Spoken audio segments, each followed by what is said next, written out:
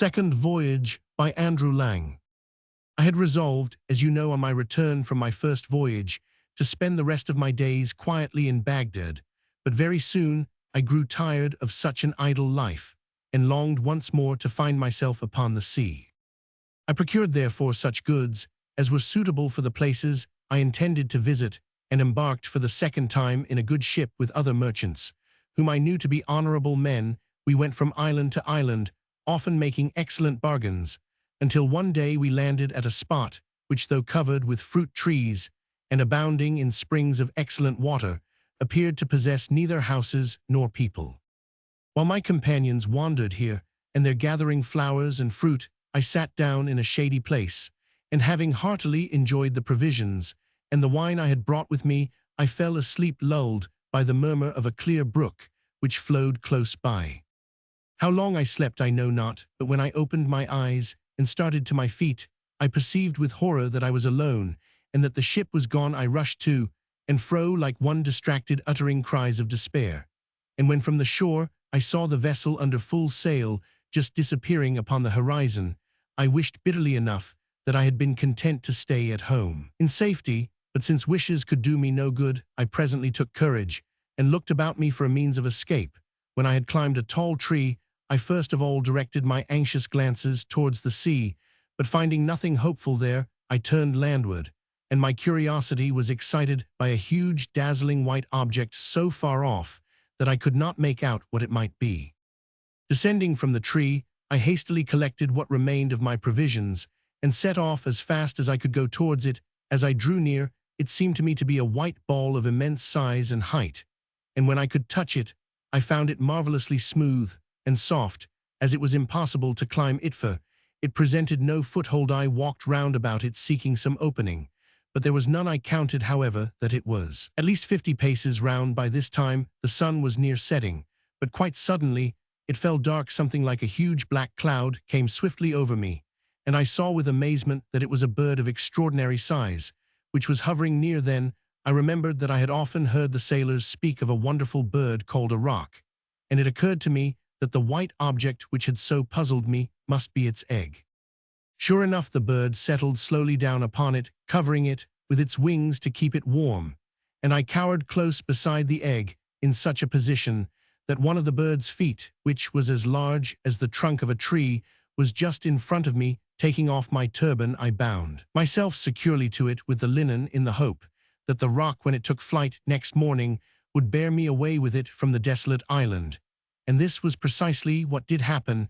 As soon as the dawn appeared, the bird rose into the air, carrying me up and up till I could no longer see the earth, and then suddenly it descended so swiftly that I almost lost consciousness, when I became aware that the roc had settled, and that I was once again upon solid ground. I hastily unbound my turban from its foot and freed myself, and that not a moment too soon, for the bird, pouncing upon a huge snake, killed it with a few blows from its powerful beak, and seizing it up, rose into the air once more, and soon disappeared from my view. When I had looked about me, I began to doubt if I had gained anything by quitting the desolate island. The valley in which I found myself was deep and narrow, and surrounded by mountains which towered into the clouds, and were so steep and rocky that there was no way of climbing up their sides. As I wandered about seeking anxiously for some means of escaping from this trap, I observed that the ground was strewed with diamonds, some of them of an astonishing size. This sight gave me great pleasure, but my delight was speedily damped when I saw also numbers of horrible snakes, so long and so large that the smallest of them could have swallowed an elephant with ease. Fortunately for me, they seemed to hide in caverns of the rocks by day, and only came out by night, probably because of their enemy, the roc. All day long I wandered up and down the valley, and when it grew dusk, I crept into a little cave, and having blocked up the entrance to it with a stone, I ate part of my little store of food and lay down to sleep. But all through the night the serpents crawled to and fro, hissing horribly, so that I could scarcely close my eyes for terror. I was thankful when the morning light appeared, and when I judged by the silence that the serpents had retreated to their dens, I came tremblingly out of my cave, and wandered up and down the valley once more, kicking the diamonds contemptuously out of my path, for I felt that they were indeed vain things to a man in my situation. At last, overcome with weariness, I sat down upon a rock, but I had hardly closed my eyes when I was startled by something which fell to the ground with a thud close beside me. It was a huge piece of fresh meat, and as I stared at it, several more pieces rolled over the cliffs in different places. I had always thought that the stories the sailors told of the famous Valley of Diamonds, and of the cunning way which some merchants had devised for getting at the precious stones, were mere travelers' tales invented to give pleasure to the hearers. But now I perceived that they were surely true. These merchants came to the valley at the time when the eagles which keep there eyries in the rocks had hatched their young. The merchants then threw great lumps of meat into the valley.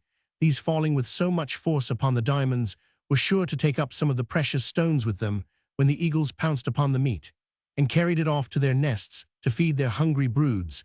Then the merchants, scaring away the parent birds with shouts and outcries, would secure their treasures. Until this moment I had looked upon the valley as my grave, for I had seen no possibility of getting out of it alive. But now I took courage and began to devise a means of escape. I began by picking up all the largest diamonds I could find and storing them carefully in the leathern wallet which had held my provisions.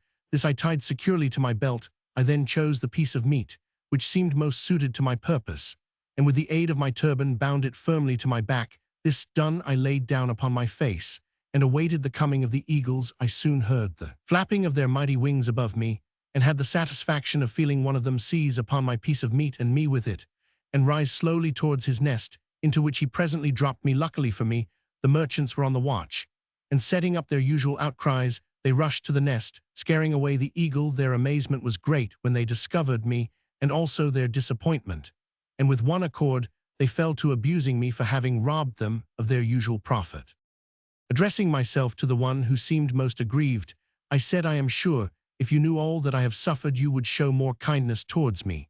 And as for diamonds, I have enough here of the very best for you and me, and all your company." So saying, I showed them to him.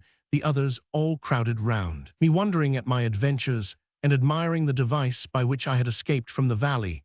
And when they had led me to their camp, and examined my diamonds, they assured me that in all the years that they had carried on their trade, they had seen no stones to be compared with them for size and beauty. I found that each merchant chose a particular nest, and took his chance of what he might find in it.